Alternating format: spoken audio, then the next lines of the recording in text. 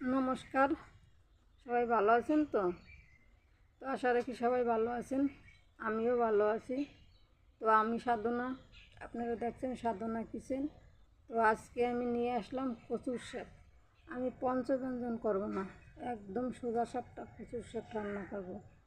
দেখি কি হয়, তো সঙ্গে থাকুন, দেখতে থাকুন। তো আমি এখন এই কচুর শাকগুলোকে পিস পিস করে কেটে নেব। কেটে নিয়ে ভালো করে একদম ডলে ডলে স্নান করাই নেব এদের। একবার স্নান করাইছি কিন্তু এতে হয় নাই, একটু বড় করে স্নানটা করাইতে হবে ডলে ডলে। অনেক শুকনো পাতা মাথা এসে গায়ে লেগে রয়েছে, জলের মধ্যে ছিল তোরা, তাই এগুলো কেটে কুটে পরিষ্কার করে তারপরে স্নান ম্নান করাই নিতে হবে। তো সঙ্গে থাকুন, এরকম কেটে কেটে পিস করে নিলাম, তাহলে স্নানটা করাইতে ভালো হবে ডলে ডলে।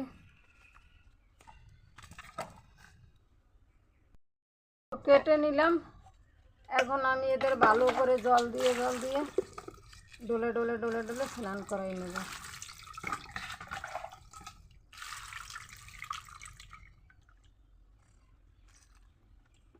সুন্দর করে একদম নোংরা ফোংরা না থাকে, 2-3 বার এরকম করে আমি ধুয়ে নেব পরিষ্কার করে, খুব সুন্দর করে। কারণ হচ্ছে পিস পিস হয়ে গেলে আর নোংরাগুলো সরাইতে পারবো না, গোটা থাকতে নোংরা সব সরিয়ে দিতে হবে অল্প অল্প করে।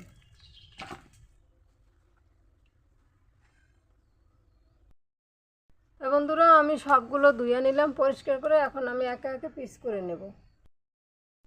এখন ধুয়ে নিলাম পরিষ্কার করে, এখন আমি এটাকে, এই যে কচুর একটা আঁশ আছে, এই কচুর ডোগার একটা আঁশ আছে, সেই আঁশগুলো এই যে আমি ফেলে দেব সুন্দর করে।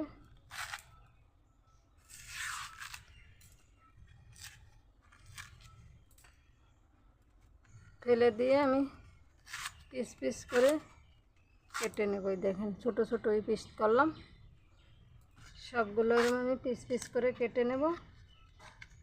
আর এই পাপড়িগুলো খুলে যেগুলো একটু আলগা আলগা সেগুলো দেখবো, কারণ অনেক সময় এর ভিতরে পোকামাকড় ঢুকে থাকে। আর এটাকে আমি এইভাবে ছুলে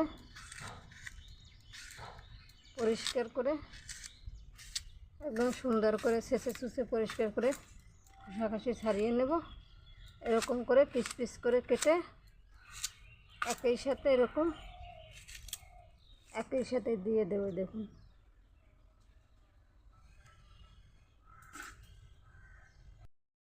সবগুলো কেটে পরিষ্কার করে ধুয়ে নিলাম। তো চলুন চলে আসলাম উনানের কাছে। কড়াই গরম হয়ে গেছে, আগুন ধরাই দিয়েছি, আমি একে একে কড়াইতে দিয়ে দেব সবগুলো।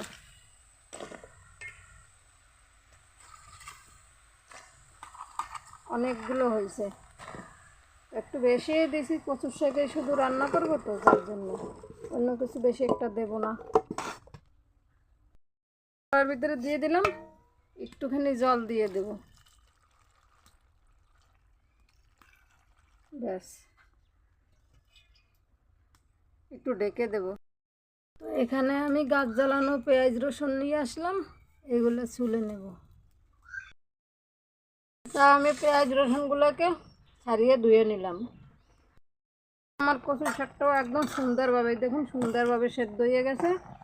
এই যে কচুগুলো সেদ্ধ হয়ে গেছে, একদম মোমের মতন গলে গেছে, খুব সুন্দর। এখন আমি জলটাকে ছেঁকে নেব, নামিয়ে ভালো করে একদম জল জড়াইয়ে নেব। আমি জলটাকে ছেঁকে নিলাম, পেঁয়াজগুলারে সুন্দর করে কুচিয়ে নেব।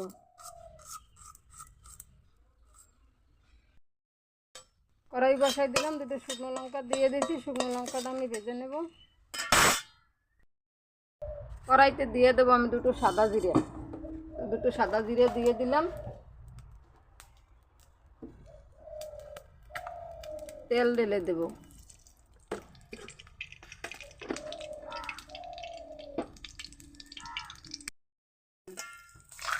তেজপাতা জিরাটা ভালো করে ভেজে নেব।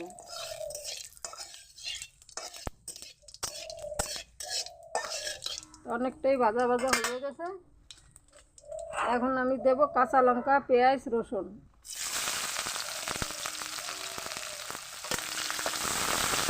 ভালো করে ভেজে নেব।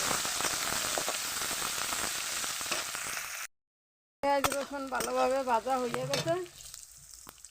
এখন আমি কচু শাকগুলো দিয়ে দেবো।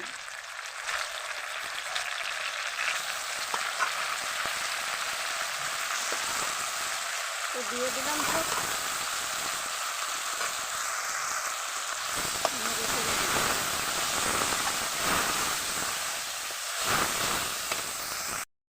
এখন আমি দিয়ে দেব পরিমাণ মতো নুন,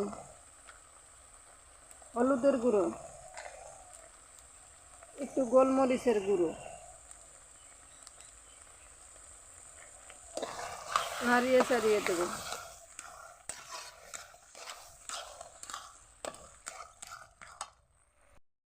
শাকটা প্রায় হয়ে এসছে। ওই যে লঙ্কা ভেজে রাখছিলাম, লঙ্কাগুলো একটু ছিঁড়ে ফিরে একটুখানি গুঁড়ো গুঁড়ো করে দিয়ে দিলাম এর ভিতরে।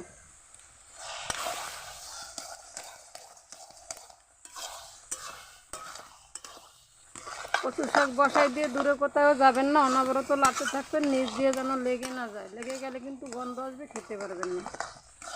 কচু শাকে কোনো রকম একটুখানি ভাজা ভাজা গন্ধ আসলে পরে খাওয়া যায় না। কচু শাকে বিভিন্ন রকমের উপকরণ দিয়ে খাওয়া যায়, বিভিন্ন রকমের সবজি দিয়ে খাওয়া যায়। এটা আমি একদম শুধু কচু শাকেই রান্না করলাম, আর অন্য কোনো উপকরণ দিলাম না, অন্য কোনো সবজি দিলাম না। এখন হয়ে আসছে প্রায়। নামানোর আগে 4 চামচের 1 চামচ চিনি দিয়ে দিলাম একটুখানি। একটু মিষ্টি মিষ্টি লাগবে, আপনারা চাইলে দিতেও পারবেন, নাও দিতেও পারবেন। যারা জাল খান এরা না দিলেও হবে।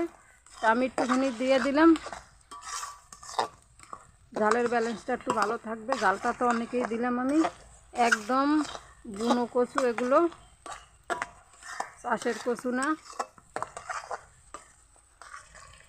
তো আর একটুখানি চিনিটা একটু গলবে, একটুখানি রাখবো। আমার কচু শাকটা প্রায় হয়ে গেছে। এবার আমি নামিয়ে নেব।